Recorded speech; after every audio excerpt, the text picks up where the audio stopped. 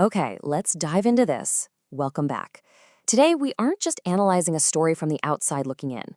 No, we're doing something a little different for this explainer. We are stepping directly into a deeply cursed town to figure out exactly how it gets inside your head. This is a journey into extreme horror, environmental dread, and that crushing psychological weight of feeling hunted. We're going to uncover the architecture of a nightmare together. And for this journey, you aren't just a distant observer. You, my friend, are the main character. Let's get into it. To really get this place, we have to experience it firsthand, right? So think of me as that little voice in the back of your head as we cross the threshold together. In this specific narrative, there are inescapable rules to the nightmare we're about to explore. Rule number 1.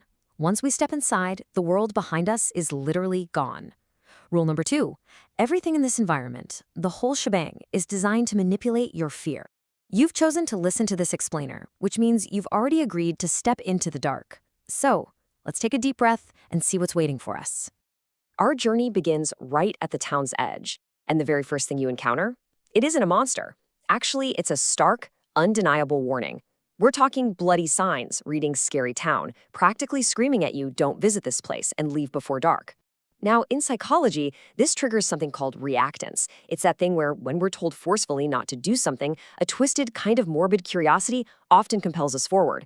The narrative is actively telling you to walk away, placing the blame entirely on your shoulders when you inevitably choose to proceed. You are consciously making the terrible decision to walk right past these warnings.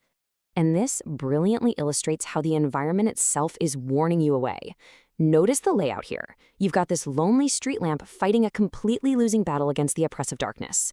You can see the slick, wet pavement reflecting that meeker light, and another rusted sign pleading with you to turn back now. But your eyes, they're inevitably drawn straight to the center, that ghostly, pale figure standing utterly motionless on the dark road. It's not attacking you. It's simply waiting. This builds a profound psychological friction, you know? The town is giving you one final chance to retreat before the trap officially springs shut. But you push forward, leaving the woods behind and entering the town proper. Just take in the sensory details layered into this space. You can almost smell the damp decay, right? You can hear the hollow echo of your own footsteps on those shimmering, wet cobblestones. The Gothic architecture, the jagged rooftops and crooked spires, it all leans inward, making the very sky feel incredibly claustrophobic. At first glance, you're entirely alone. The streets are perfectly empty, bathed in this eerie, sickly green moonlight. But the true horror of this setting isn't in what you see. It's the unbearable anticipation of what you absolutely cannot see yet. Well, that anticipation breaks pretty fast. Now, what's really interesting about this slide is the gruesome centerpiece right in the middle of the main thoroughfare. A hanging man suspended beneath the unrelenting rain. The extreme, visceral horror of this absolutely cannot be overstated. The unnatural twist of the rope, the heavy downpours slicking the rigid flesh, and the crows circling overhead, it all adds a chaotic, predatory movement to a dead, decaying image. This isn't just a cheap jump scare. It serves as the town's brutal, deliberate monument to outsiders. It's a message carved into the very identity of this place, forcing you to realize that whatever happens here, survival is officially off the table. You know that creeping sensation on the back of your neck? Yeah, you aren't imagining it. The town isn't actually empty. Look at the graveyard flanking the village path over there. Tucked among the leaning, ancient tombstones are glowing jack-o'-lanterns acting as twisted sentinels. And behind them, cloaked figures standing perfectly still in the shadows. This shifts the whole narrative from isolation to intense paranoia. You are being observed. Your every step is being cataloged by an audience that flat out refuses to reveal itself fully. They aren't just watching you navigate the maze, they are waiting for the harvest. So desperate to escape those watching eyes and the freezing rain, you make a terrible calculation and transition indoors. Because, an abandoned asylum is always a great place to hide, right?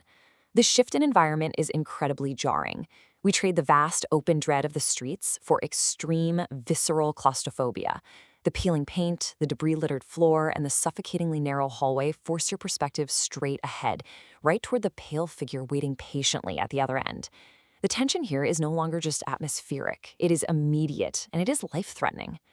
You duck into a side room, just hoping for a split second to breathe, to hide. But look at this terrifying revelation. The words, "I saw you," are scrawled in fresh blood directly above a rusted, stained bed. There's even a screaming visage painted into the grime of the wall next to it. Think about the terrifying implications of this for a second. The nightmare is stripping away your final coping mechanism, the lingering illusion of being hidden. The entity hunting you isn't just following your physical path, it's inside your head. It knows exactly where you are, and it wants you to know that your attempts to hide are completely pathetic. Let's move on and see how this builds, because you back out of the room only to find that the feeling of hopelessness is rapidly escalating.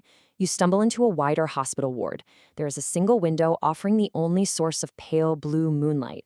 It's literally your only visual connection to the outside world. But the ghostly figure has effortlessly anticipated your move and now stands directly in front of the glass, blocking the light. In visual storytelling, obstructing the only light source is a classic metaphor for extinguishing hope. You are trapped in the dark with it, and the careful, slow burn of the town's psychological torture is finally coming to an end. Suddenly, the slow, creeping dread shatters. Your heartbeat accelerates. You find a stairwell, plunge downward, and break into a subterranean train tunnel. And painted frantically on the curved, claustrophobic walls in massive red letters is a single command. Run, run, run. You don't think, you just obey. You sprint down the bloody tracks as the entity materializes in the distance behind you. The narrative has completely shifted from psychological suspense to pure, unadulterated chase. The environment isn't warning you anymore. It is actively screaming at you to survive. You break through the tunnel's exit, bursting out into the cold night air of a dark, raven-filled forest lined with decaying cabins. For a split second, the vastness of the woods feels like safety. I mean, you've escaped the town, right? But look at the dense fog and the massive crows leading the way. This is a false escape. In horror architecture, giving the protagonist a fleeting sense of victory is a necessary cruelty to make the final drop even more devastating.